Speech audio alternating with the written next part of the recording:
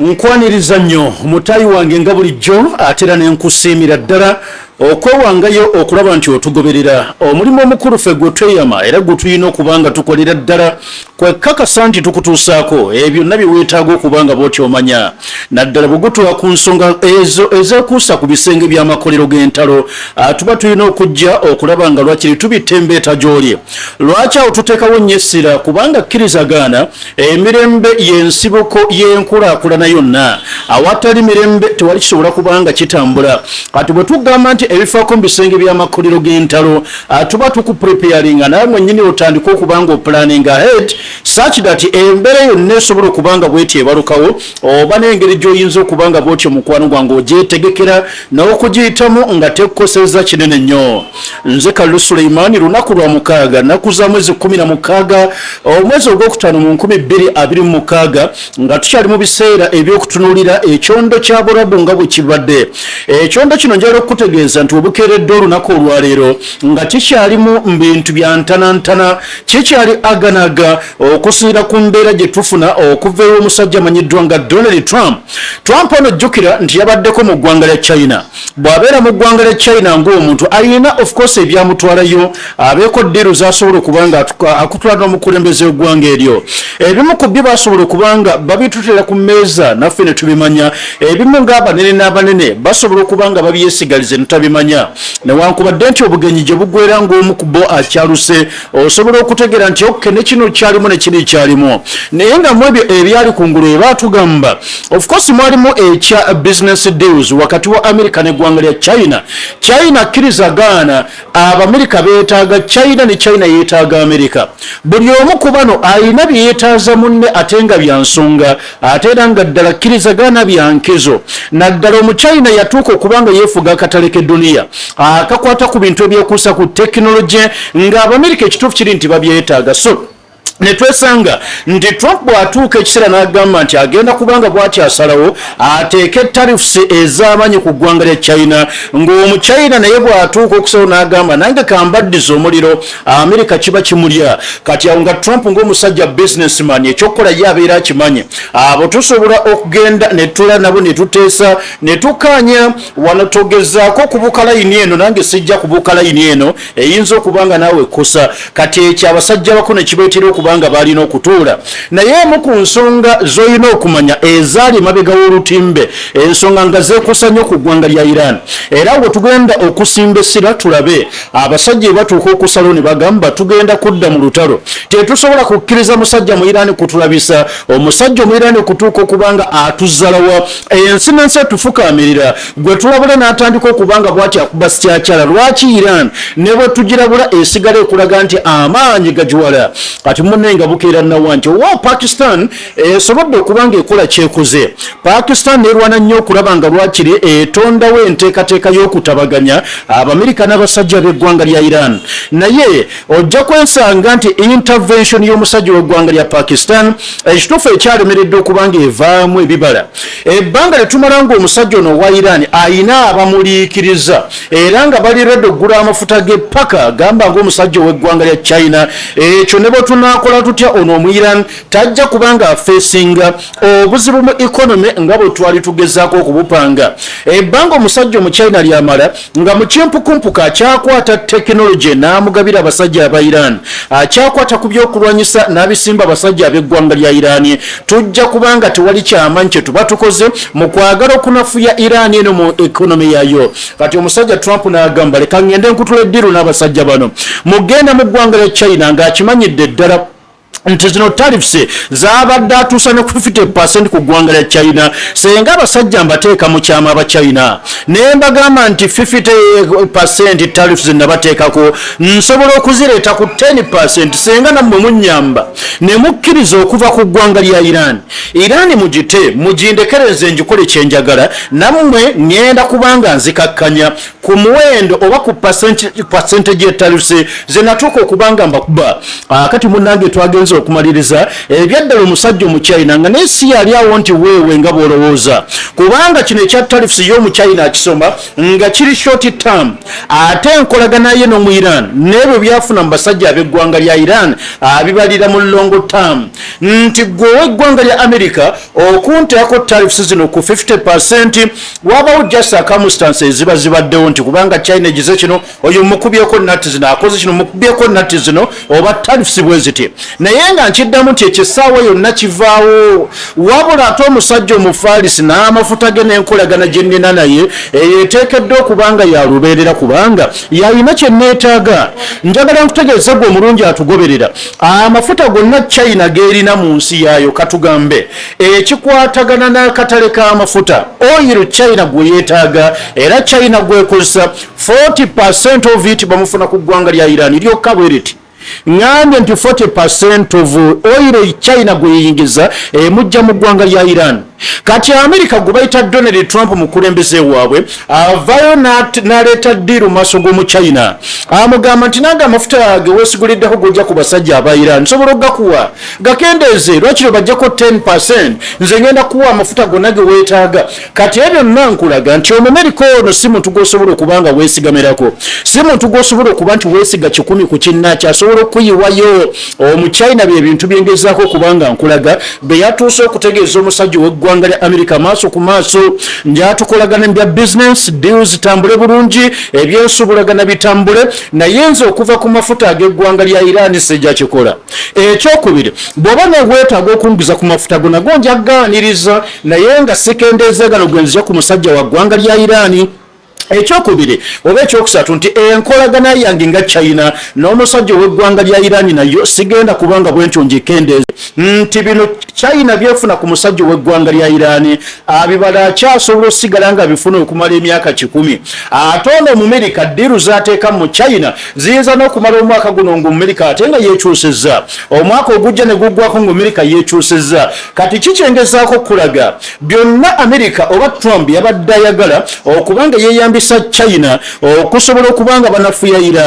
Iran nga tekyalina kaadi yonna tekyalina bargaining power yonna nga tekyalina leverage yonna Omuchina yatuuse okubanga bwatyo yeerema kubanga abasajja balowoozezza nti ono Omuchina bw'abanga yafuusa amaanyi g'omu Iran naye bw'atuuka okulangirira nti akendeeza ku mafuta gafuna okuva mu ggwanga lya Iran ejjatuuka okubanga epunduuka era bwe tweyambisa China naye n'atuuka okubanga akubawo ekigambo n'agamba naffe tetusupportinga era tuli against the idea of Iran okufuna kye bayita bomu y'amaanyi aga nuclear awo omusajja w'eggwanga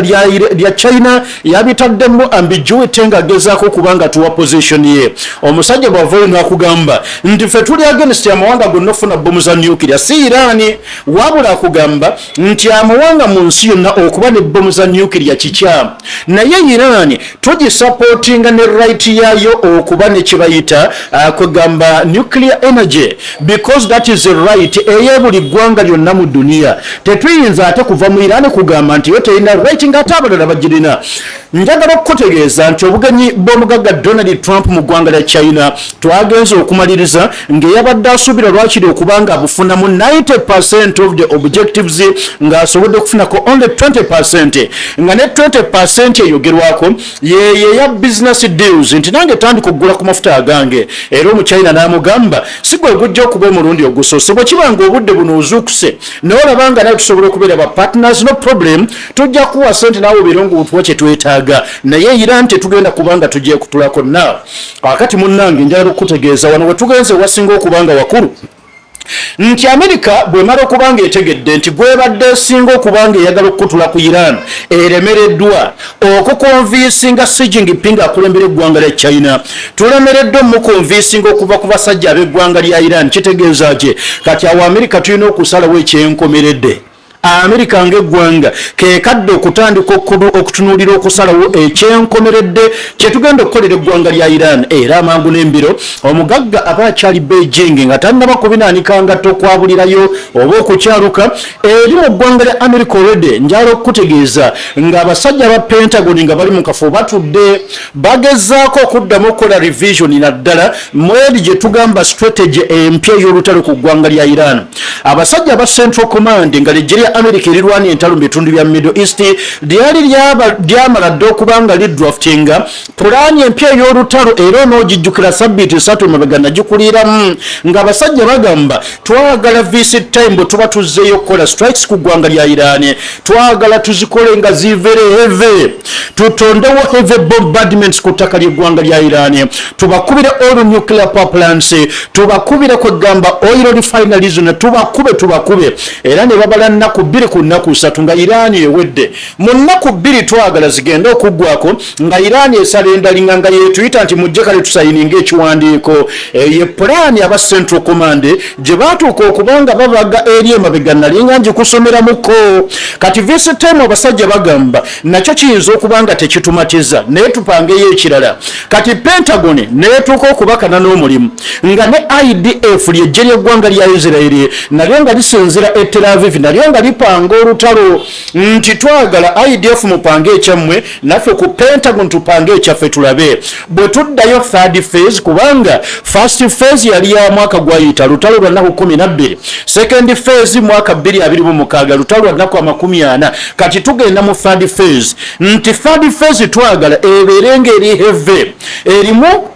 nkubulidde okuba Iran bubinnyo nga mulimu okutta abanene mu ggwanga lya Iran be batwalanga abayinza okubanga balemesa enteekateeka ez'okutula ku mmeeza n'omusajja w'eggwanga lya America nabo tubatte kati katugende mu third phase America erina okubanga bwetyo ebala ekyayo n'abayizire nabo nga babala ekyayo kati kino America batubulidde nti okusira kwa lipoota gye bawadde Donald Trump ne bamuliramu nti tugenda kukola kino ne kino ne kino wenjagalidde kati awate okubanga twolekera nkubuliramu ekibalonga bwe kifaanana n'omusajja w'eggwanga lya Iran ayinza kubanga akyetegekedde atya awo mugenda wonsaasira mala okutegeeza mu butongole nti obudde buggwayo ngambye mukwano gwange nti obudde buggwayo budde nabaki oba ogenda ku Bat Valley Theatre okusobola okubanga tukusabula kye bayita olutambi lwa waaka olwokunange ennaku z'omwezi 21 ntegeeza wiiki ejja 21st May that is Thursday next week wetugenda Cows Production saako n'ekitongole ekya Matayo Foundation okubanga lwakiri mukwano gwange tusinkanira ku Bat Valley Theatre wali eri mu kibuga Kampala okukanyuga olutambi lwatuumiddwa Fire in Hormuz. Fire in Hormuz nkiddamu lwe lutambi olutegekeddwa aba Cows Production vene ne Matayo tulina omujjuni agenda basabula waako jja kiwulira waako wa Matayo agenda kubanga atambulira nnyo ku ggwanga lya mu Uganda agenda kubanga atambulira nnyo ku ebyo byagenda okubakubiramu tooki abasuubize kino mu kirinde ne kino ne kino veni agenda kuyamba nnyo mmwe naddala mu abakubi bazaala mmwe abamanyi okusiba simanya sports betting n'obuzannyo obulala alina kodi zagenda okubanga abawa musiba mipiira na biki mwali mamutuukira ddala yabigaana ebyo visit time agamba agenda kibakolera ku bwereere gwe kikwetaagisa kunoonya omutwalo gumu gwokka onole wano mutwalo nkiddamu nti noonya omutwalo gumu gwokka gw'ojja okuba nti ojja nago wali ku Bat Valley Theatre mukwano gwange tusobole okubanga tukanyuga waaka tugenda kutandika essaawa 8 zennyini ez'emisana nkiddamu bwe ngamba ssaawa 8 ntegeeza kalimi ka ssaawa kitegedde tugamba 200 awo wennyini olutambiro lugenda okubanga lusookawo kitegedde Fire in Hormuz mala okukanyuga waako otegeere ekibalo ky'Omumerika n'Omuyudaaya ku Iran then ataawo tulyoke tukulaga response ya Iran IRGC egitegese ng'eneefaanana etya bwe twogera ku IRGC lejjera eggwanga lya Iran Islamic Revolutionary Guard Corps n'olwekyo nkugamba omutwalo gupakase lunaku lwakuna nkimanyi olwokuna abasinga obungi mubeera mukola nkiddamu nti Thursday aluba lunaku lwakukola kumu abasinga obungi naye nkusaba yadde tuli busy tunoonya akawogo naye ate olwokuna olwo luweeyo nnyo oleme kubanga wejjusa kubanga nkubidde ku kyama nti ebigenda okulubamu ku Bat Valley Theatre bijja kubanga byawukana mukwano gwange ku kyolowooza ekya bulijjo abamu waliwo abatamanyi nawa Bat Valley Theatre weeri njambawo ennamba yange ey'essimu musobola okubanga munkubira ne mumbuuza kalule ludda waawo nja kukulagirira kubanga kumpi alongo Bombo Road awo ennamba eri 0782 40 33 53 eri 0782 43 53 ojja kunkubira kweyo bw'oba oyagala just kuwa ndagiriro ey'ekifo kyaffe ekyo kya Bat Valley Theatre. Kalula agenda kubeerawo, Solomon Kaweesa agenda kubeerawo, waliwo waka gwagenda okusosootola Veni Matayo Tuno Mujuni gw'omanya nti package nnene gye tukuteekeddeteekedde. Now njala tumala okubanga tuddayo ate okubanga nkubira tooki ku nsonga nga bwe ziri. Abasajja bagamba this time tugenda kubalula Iran. Wuliriza bino kati tuvudde ku Central Command eri na kugamba pulani y'olutalo gye baabaga mu kusooka kati tugenze ku Pentagon ekitebe ky'ebyokwerinda bya America nakyo kyatudde ne kibaga pulani yaakyo. Then pulani eno bw'enebanga emaze okuyisibwa gye bagenda okukwata bukolokolo bagisimbe Central Command oba kale US Central Command ye CENTCOM amagye ga America agalwanira mu bitundu bya Middle East bagakwase bukwasa pulani yiyo for you to implement. Naye nga mu pulani eno bakugamba this time ekyokutta kyo bagenda kutta eyo nnono olina okukimanya nti eyo sunna yaabwe ekyokutta kyo bagenda kutta abamu ku banene mu ggwanga lya Iran. Ekyokubiri bagenda kukola bombardments ezigenda okutwaliramu ne interest za gavumenti y'eggwanga lya Iran. Ebizimbe bya gavumenti bagenda bikuba, amafuta aga Iran bagenda gakuba. Njagala okukutegeeza pulani egamba nti tugenda kusindika squad ey'abasajja baffe bali aba special forces. Bantu tekinnaba kubanga kimanyika kubanga baatuuka okusitula ebibinja ebyenjawulo byonna nga bya special forces bagende beteeketeeke nti mugende mwenna mutandika okustudinga geography wa Iran, geography wa region. Bwe mumanya ensozisozi tulirwaniramu tutya, bwe munaamanya eddungu tulirwaniramu tutya, then awo tugenda okubanga tukola final decision. Nga special forces nakugamba twatuuka okudeployinga abasajja mukwano gwange aba Delta Force eryo gye lirwanyi lya musajja wa ggwanga lya America abali badi abaana bazibu batendeke bulungi ekimala carrying out missions eziri deadly. Baleeta abasajja ba Rangers bajjasi ba ggwanga lya America nakyo kibinja ekirala ekyawufu ku birala ekyabasajja abakambwe balwanyi tubasindika ku carrying out deadly missions ze tugamba nti kakati mugende munoonyo Osama bin Laden okitegedde ezo ziba deadly. Then abasajja baatuka okusindika squad eya 80 to 100 naye ne bagigamba nammwe mwetayali bonna bakomanda betwogerako bano ba Navy SEALs bonna bowulira SEAL team bikoze bitya bonna ne batuuka okubanga baba deployinga naye nga kubano bonna betwogerako tebasobola basindika mulundi gumu ku mission nedda nkiddamu bino ebyenja byonna byowulira mentioninga tebasobola bisindika mulundi gumu ku mission yemu tekisoboka wabula basobola okugamba nti bonna ne tubateeka mu mbeera nga bonna bali steady.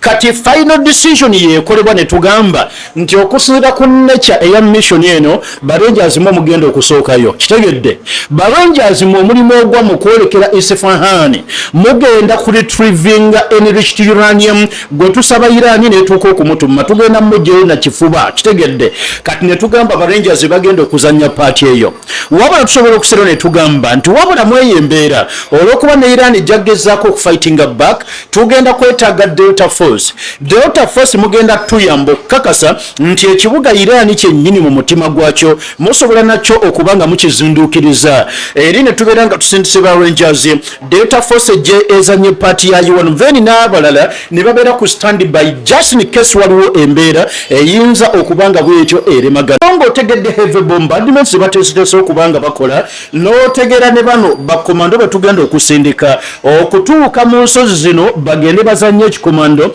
okujja enriched uranium oyo bwe tumala omukwatako bwepapa awo ne wetulangirira kibayita victory y'olutalo. Naye obudde buno victory yonna bannaffe Abamerika gye balangirira mbu tusobodde okubanga lwakiri tubeera successful mu goals zaffe ku ggwanga lya Iran balimba ebibeera bya PR public relations just kumatiza mitima gy'Abamerika n'abo bonna ba ttiimu America nti America bakaliba basobodde okubanga bawangula Iran naye nabo bakimanyi mu butuufu bakimanyi mitima gyabwe Iran etumeze. Kati ekisobola okubayambako okulangirira victory nga naawe okirabako kye kino kye tumusaba Iran nti tuwe enriched uranium kilograms kumpi 460 ezisobola okuyamba Iran okufuna bomu nga 10 okitegedde twagala ezituwe tuzitwale mu America gye tuba tuzitereka Iran yerema. Kati okulega ebyakasajja fuba tuzanye ekikomando tubajjeko enriched uranium senga bakomandozi baffe bavaayo naye ne tumutwala awo ne wetulangira nti kati olutalo luwedde kubanga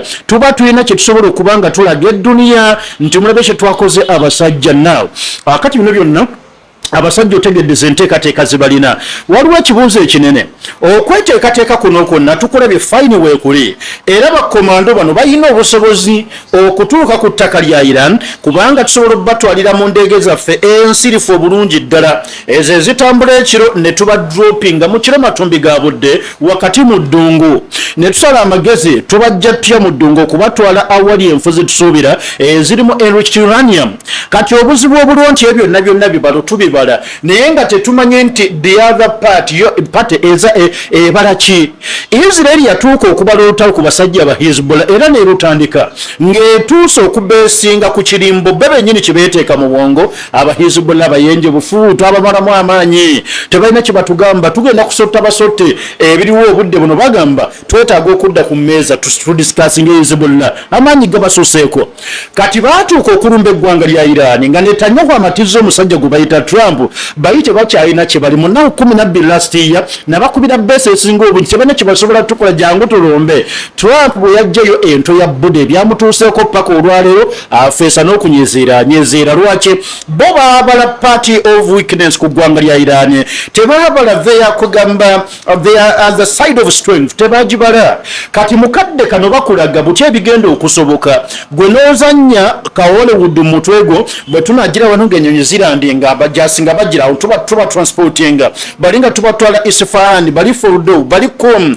wali Natanz nga bazannya omulimu nga tugenda tebategedde Iran yo ebalaki bano tabanga kuba buyabuya era mu Iran tabanga ku mu mbeera gwe okulowooza nti we yateeka enriched uranium nakati ali awo atudde seba alinda gujja omutolewo gwe munnange yamubafumbira kitegedde nti Iran eri awo erinda America James kulewe mutwale emukozese byonna byeyagala ekyo kyo njagadde osokobere ng'okimanya Iran tebabanga kuba fala ono America yenga bwalowooza era kyovola nti abasajja naddala abakugu omuli ne betuyita mukwano gwange bafoma commanders bavuddeyo dde okubanga balabula America balabula omugagga gwe bayita Donald Trump bamugamba badde teweetaaga kugezesa kino kyogendamu kati olabika oyagala kugezesa naye newankubadde tulina amajja agali highly trained kye bayita eggwanga erya Iran ddalamu nekyoliteebereza okubeera kikyamu basajja tukiddamu nti balalamuko tosobola kugeza okubanga obalowooza okubeera ekyo gwe nga bw'osuubira akati n'omusajja omufalisi njagala okukutegeeza obudde buno yamaze dde okubanga yeenyuyiza era mukonyeza kulwenyezeza okusira ku mawulire nga bwengaloba okuva mu bannaffe ba IRGC ndoza kineetaagisa okutandikirawo next part tukkiriziganye okulaga engeri bano gye beetegeseemu abafaalisi okugezaako okubanga balaga kibayita omusajja Omumerika n'omuyizi ekibayita omuliro gwe nkolera ekintu kimu kati kutandika kubanga oyigga omutwalo gumu gwokka gwe tugenda okukwetaaza ng'ennaku z'omwezi 21 omwezi guno gwennyini ogwokuna ku Bat Valley Theatre kitegedde Bat Valley Theatre nkiddamu we tuli Cows Production wamu ne Matayo Omulanze we tugenda okumala obudde bulambo kuva ssaawa 8 ogw'olweggulo paka budde gye bunaazibira nga tukkanyuga kye bayita waaka tugenda mukubiramu interviews nyenda sooka mbasabula essaawa 2 non stop za waaka okuva ssaawa 8 paka ssaawa 10 ezo budde bwa waaka non stop nga tulimu Fire in Hormuz bwe zinaawera ssaawa 10 tujja bwamu ka interview boyweza kadekiika 5 zimala mwami Mataya jasooka abankubiriye essaawa namba essaawa namba byagenda obbagamba biwuniikiriza ebimugenda kubanga mubiraba live ku lutimbe nga bwagenda okubanga abibooleka then bw'anaamala nkomewo essaawa zange endala nga 2 ezo bwe ziggwa Mataya gye mumbuuza ebimbuuza abanukule then ekigenda okuddako agenda kuyambamu abeetaaga zikoodi ez'okuwangula obuzannyuzannyo obwo era bwe munaagenda ebisigadde ajja bagamba ekintu kimu temunneerabiranga then Kalule agenda kubanga ataakomawo abacapeyo essaawa endala nga namba ate Mataya akomewo kati ate wakati tulina Solomon Kaweesa wa NTV agenda kujja waliwo mukwano gwange ebyama ebiri eyo n'ebimu nga ajja kuba tannaba na kubiteeka ku lutimbi lwa NTV tugenda kusooka tufune omukisa abituwaawo kunoonyereza naye nga kuwakwawala kuzibuzibu mwana wange kuzibuzibu ebimu tumira bumizi pini n'ogamba katubeewo ekijja kijje ne tusoma buladi bwaffe naye nga si byangu so tujja kubanga tubalinze tugambye 21 omwezi guno leero okuna wiiki ejja tugenda kubanga tubikulaga bulungi nze Kalu Suleiman mu kitundu ekyokubiri we naba nze nkusuubiza tugenda kulaba Iran engeri yeteekeddemu olumba oluyinza okubanga luddako abawarabu nno nga bagenda kigwako sijja kubanga bwentyo nsuna kuba nawe teweetaaga biyiika katandikirawo gye bujja Mukama Katonda agirenga akunkuumidde nkwaniriza nnyo ate n'obudde buno nkusiima kubanga otukkiririzamu nnyo bwe kaba kadde kakutuusaako waaka n'osima n'ogamba nti nannyini waaka weewaawo ye Kalu Suleiman munnowo nga bulijjo naddala mu nsonga zonna eziba zeekuusa ku waaka tuba tulina okubanga tuva ebulambalamba okujja gy'oli okubanga tukutegeeza byonna mutayi wange ebiriwo obudde buno okutuuka obbinaanika engatto naye ngamba tuteekeddwa okubaako byetwekenneenya ekituufu ng'omusajja gwe bayita ow'eggwanga lya Amerika ayagala kati kusalawo binene nkiddamu nti Amerika mu byonna byegezaako okubanga erowoozaako omusajja ayagala kusalawo binene omusajja Donald Trump nti si ye musajja ayinza okugumira kye bayita okuswazibwa muntu yenna ayinza okuva gy'avudde nti ayagala kulabisa omugagga Donald Trump awo Donald Trump nziramu nti ayagala n'akola decision ku kisembayo kyova olaba nti emabegakaawo ensi yafunye omukisa bw'otwalabye nga komanda w'amagye g'eggwanga lya Amerika wamu ne banne abalowooza ennyo baatuuse okurestrictinga omusajja gwe bayita Donald Trump ne balema okubanga bamuwa koodi eza nuclear. Trump watuukira okubanga asaba nuclear code ebyaddala ng'embeera emulemeredde olutalo ng'alaba lugaanyi aba Iran bongedde okwolesa gumite kati ng'ate akimanyi ddala bulungi bw'oggyayo amaanyi gonna ag'omu buto gwenga superpower w'ensi ne weegatta ku superpower region gwe bayita Israel ne mugamba nti mugenza okufootoola omuntu omu gwe bayita Iran ne kitabeera olwo njagala okukutegeeza nti attention ensi egenda kutuuka okubanga bweti egikwata etandika ogitunuuliza omusajja omufaalisi bagambe ekitegeeza ono naye omusajja kirimaanyi kubanga bw'abanga regional power ne global power babiri nga bakwataganye ne batuuka okubanga balemererwa okufukamiza ono omuntu omu kaba kabonera akwoleka nti gwe babeera baagadde ofukamiza ateekeddwa okubanga naye musajja ayina kilasi mwagwa kyekyaleetera Donald Trump nkubulidde okutandika okufuna endowooza egamba nti omujapaani bwe yatuuka okubanga atulabisa 1945 twagamba bugambi nti Manhattan Project ekwate yakate abasajja bagenda mu laboratory basobola okubanga batetenkanya obwongo babukosa nnyo okufulumya gye bayita atomic bomb neesulwa ku Nagasaki ne Hiroshima Amerika n'eryoka evaayo n'amaanyi gonna okweyolekanga superpower ow'edduniya eno gy'olaba kati bwe tugeze mu nsonga z'eggwanga lya Iran lye tubadde twogerako ng'eggwanga kwegamba ly'oyinza okugamba linnamba lujega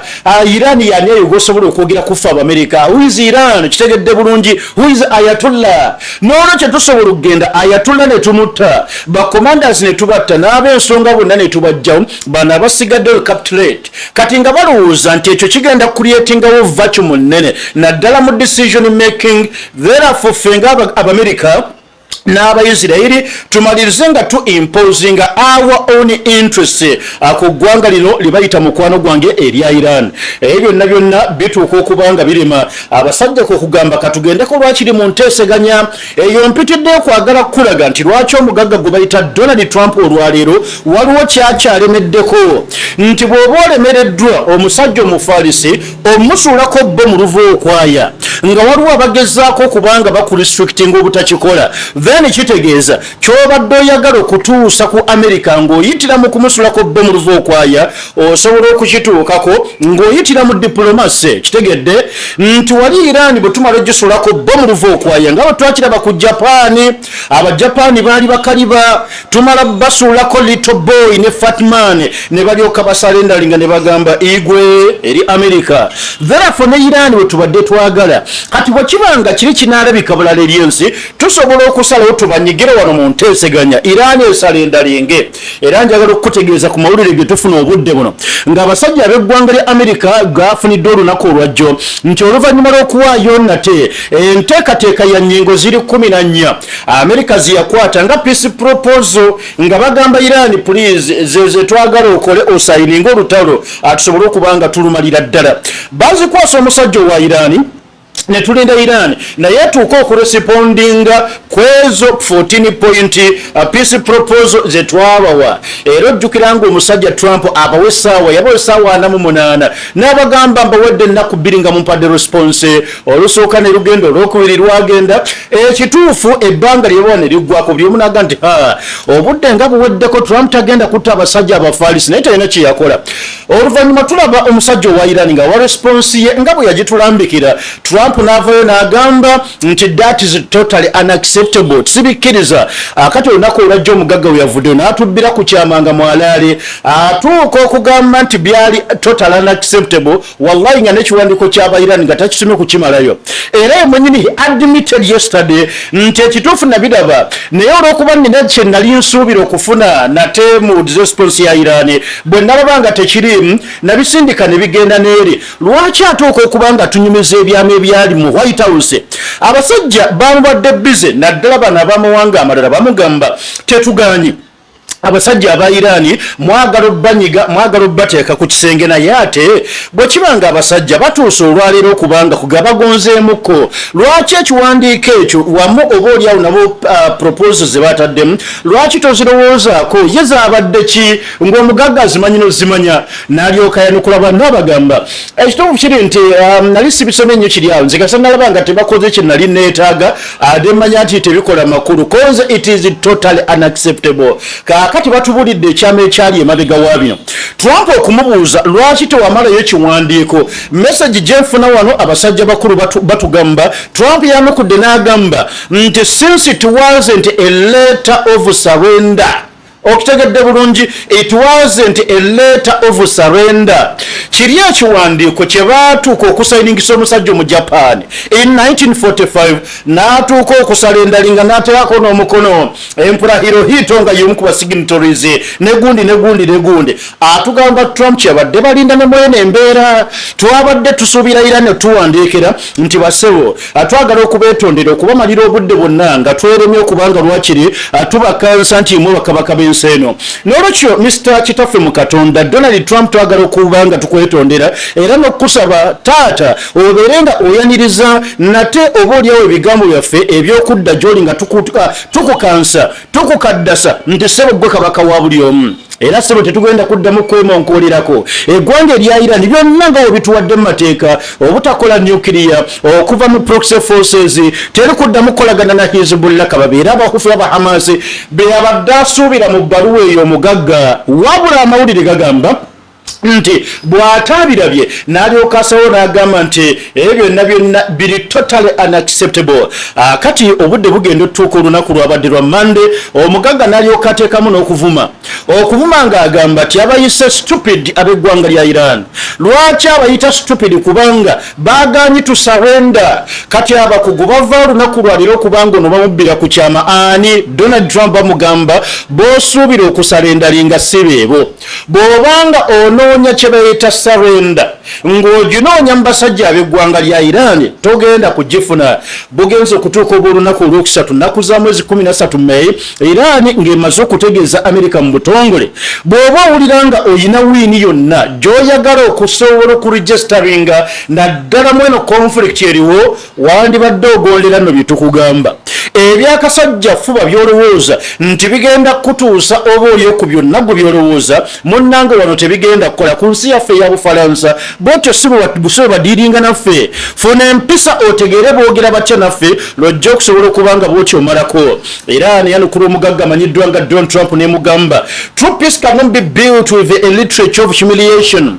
threats and coercive settling ebyo tebiriyo ng'oyagala emirembe egy'olubeerera ejannamaddala tosobola kubanga bwotyo gifuna ng'okozesa lulimi lwa kunyoomoola lulimi kogamba oluweebuula kutiisa butiisa nakwagala kugamba nti kamukole kinaasobola okubanga bwakyakola byenjagala era nemugambye ekyo tokisuubira waffe Kadri Mugalbabad musajja munene nnyo mu ggwanga erimanyiddwa nga erya Iran ategeeza omugagga Donald Trump nti ekituufu ne kano kakulu nnyo ssebo kitaffe mu Katonda anti ayagala bitiibwa Donald Trump kane bano babimuwa kwe kumuyita kitaffe mu Katonda tulowooza nti mbyogera sigenderedde bamugambye when the party that has directly played a role in the war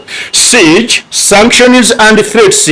Through brute force rejects Iran's response solely because it is not a letter of surrender. It becomes clear that the main issue is not peace, but the imposition of political will through the path threats and pressure. Abagagga mu Iran bati bagambye nti oyo yenna wende party omuntu yenna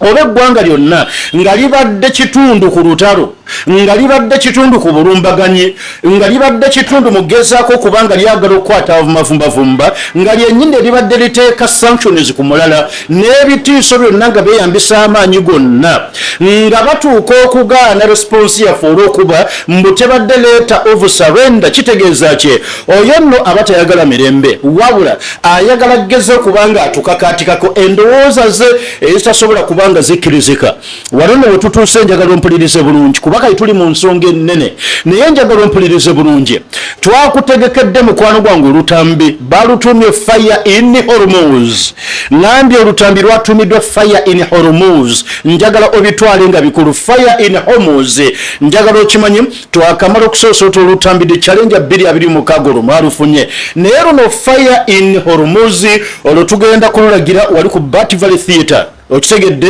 ku Bat Valley Theatre we tugenda okumala olunaku lulamba. Kalule Sulaiman nga akulembedde mu Kaz Production ne Matayo Omulanzi agenda kubanga akulembeddemu Matayo Foundation. Kansubira nti obitegedde. Tugambye nga 21 lujja kuba lunaku lwakuna wiiki ejja on Thursday next week 21st of May we tuli ku Bat Valley Theatre. Tugenda kutandika sawa 8 zennyini. Ngenda balaga olutambi olwa fire in Hormuz mujja kutenda ekyo mbakakasa. Waliwo bye tugenda okulaga ebiri wansi mu mazzi ya ga Hormuz nga waliwo n'emisawo kugamba base namba y'abasajja baggwanga lya Iran bijja kutabula omutwe obuuzi ate base ebeera etya mu mazzi ng'ate ya mizinga ogenda bitegeera era obyokomanya lwaki omufalisi wagamba eno territory yonna nze ngifuga ne Amerika eremererwa ogezaako okubanga ebanganga ogenda kubitegeera. Otambira ojja kubanga lutwalamu ku budde ekyenjawulo bwe tubeera ku Bat Valley Theatre nti tukataputa live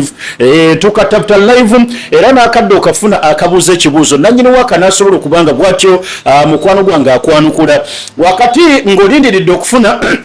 olutambi fire in Hormuz. Njagala weesunga nnyo mwami Matayo tuno mujjunyi kubanga ekituufu waliwo byagenda okubanga bwatyo akusomesa agenda kukusomesa ng'olabako. That is why twagambye leka tugende ku Bat Valley Theatre ekifo ekifaanana okubanga kwegamba kisabike bulungi oba etonye oba tetonye oba waliwo walala wabweru tewali mbeera yonna okwawukana ne ku Sports Arena bw'etonyanga etonya n'amatondo ogawulira ku bati muba temukyasobola kubaako kyemukola naye wali ekyamazima tubanga bali mu nsi yaffe. Kati omwe Matayo kyenkugamba kulaga ebyenjawulo ate ng'olabirako wali ku sikuriini bingi abadde abibannyonnyola naye n'osigala ng'ofumitiza oba kibeera kiti ekyo wali agenda bikulaga mwana wange ate mwalaali. Waliwo ekifo ekimu kye yagenzeemu wano mu ggwanga lye tulimanyiddwa nga erya Uganda. Bannaffe bwe tukola wano basitoni mukalazi bano ba abo baatuuse n'okudduka emisini ne bagamba Matayo tukulese gwomanye oba bikulya kabikulye naye nga bitwogerako bisolo bya mu nsiko ebyabaddewo n'ebyagoberedde babiyita ashhadu an la ilaha illallah. Ekyo nkubuulidde kati ogenda kulaba ebimu ku byo mu lutambi luno otenda ogambe kino kitonde kiki tuli nakyo kubanga abasinga obungi Matayo tumumanyidde ku ngulu naddala mmwe fe abalabyeko ku kye tulabye. Kati mujje tugezeeko kibakasiza mu lutambi tugambye nga 21 guno omwezi gwennyini lwakuna wiiki ejja ku Bat Valley Theatre. Kyokka ekyewunyisa nti okuyingira omutwalo gumu gwokka onole wano omutwalo gw'ogenda okuyingira nagwo. Products eza bulijjo zetula wano okubanga tubaguze okuva ku Matayo Foundation bikopa bya kopa na amini ebikomo bya kopa masawa biki wali Matayo yabawadde omwaganya mugenda bifunira ku sentence amusaamu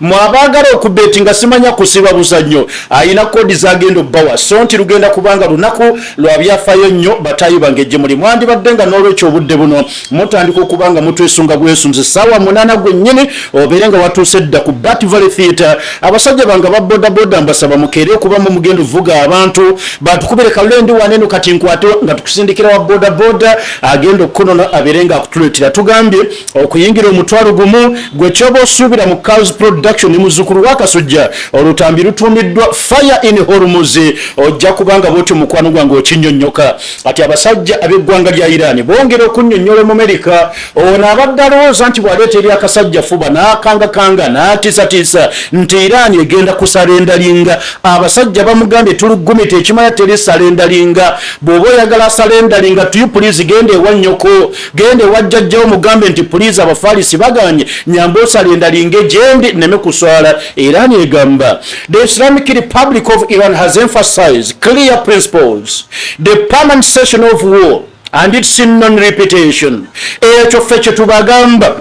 gwayagala lugwe luyina kugwa kutaamuziza fembi so sizo weka. Ffe tukugamba olina okukakasa nti ogenda signing ekigamba permanent cessation of war and its non-repetition. Nti olutalo kati luweddere mwatuggula kuluggwerere ddala permanently. Era tujja kubanga twetaaga non-repetition nga si lwakuddibwamu. Bye mukola mu Lebanon leero n'olumba ne muteeseganya ne wajjawo ennaku nnya n'olumba Lebanon ne mugifuula kagoma ka lubendera ku Iran si bwe kirina okuba ate mutwagala mu kisayininge. Iran egamba Donald Trump twetaaga compensation for damages. Mwatukubidde eggwanga, mwakubye entindo, mwakubye amasomero, mwakubye research centers, muyina otusasulira ssente zonna ez'okuzaawo ebyo. Wuliriza, Iran egattako lifting of the siege kiri kye mwatondawo kinavu blockade kirina okubanga kivaawo, removal of all illegal sanctions, natti zonna n'envumbo bye mwatuuka okubanga mubitubinikako n'omuteekedde okubanga mbitujjako, and respect for Iran's rights. Basebe ne bannyabo muyina okuteeka ekitiibwa mu bbeetu lyaffe nga Iran ng'amawanga amalala bwe galina ebbeetu ku bintu ebyenjawulo, naffe mulina otuteekamu kye bayita ebbeetu. Mukimanye tulina kye bayita naffe ebbeetu oba eddembe ng'abalala. Ako Iran okukasembyayo ebeera eyogera ku nsonga za nuclear. Ono Trump agamba n'omusajja w'eggwanga lya Israel tebalina kubanga beesembesa nuclear n'akamu n'ak'ettondo ye nalina okubaggyibwako. N'oyo ali enriched balina okubanga bamuwaayo. Ono abagambye muyina okusayininga nti mu respecting our rights. Kitegeeza nti ku kya nuclear tujja kuteesa buteesa nti wekibanga mutidde nnyo oyo gwe natuuka okwenriching up to 60%, then katikale katukube omulala nga tumukubira ku 4 something percent. Naye ekitalo ekyo basebo twagala bagamba temwina kye mugenda kubanga mutufunamu. These are not maximalist demands, they are the minimum requirements of any serious sustainable arrangement aligned with the UN Charter to end a crisis that began with the unlawful resort force. Bino ffe bye tubagamba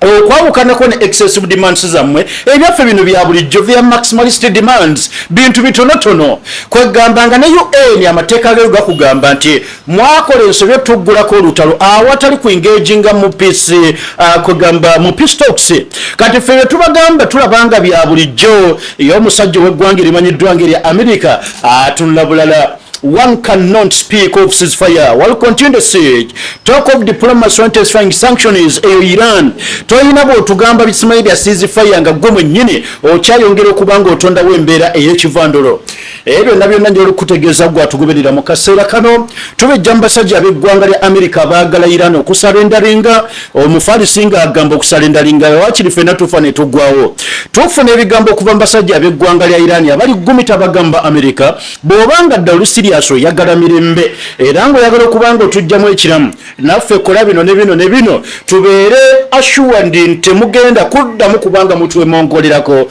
nga mutondawo olutalo. Nkwebaziza okubanga bw'otyo otambula ne muzzukulu wa Kasujja. Ebikkira ku bino bingi tugenda bikuleetera mu lutambi olutuumiddwa Fire in Hormuz. Ojja kakasa nti nannyini waako ekyamazima sometimes atuukirayo ddala ku scene n'abiraba n'akuleetera video n'ozifuna bulungi. Mutwalo gumu gwokka ku Bat Valley Theatre lwakuna wiiki ejja. Mukama Katonda abakuume. UG Now TV disclaimer. The content shared on this channel is for informational and entertainment purposes only. UG Now TV does not guarantee the accuracy, completeness, or reliability of any information presented. Viewers are encouraged to conduct their own research and verify details independently. The channel and its creators shall not be held responsible for any actions taken based on the content viewed here. 2026 UG Now TV. All rights reserved.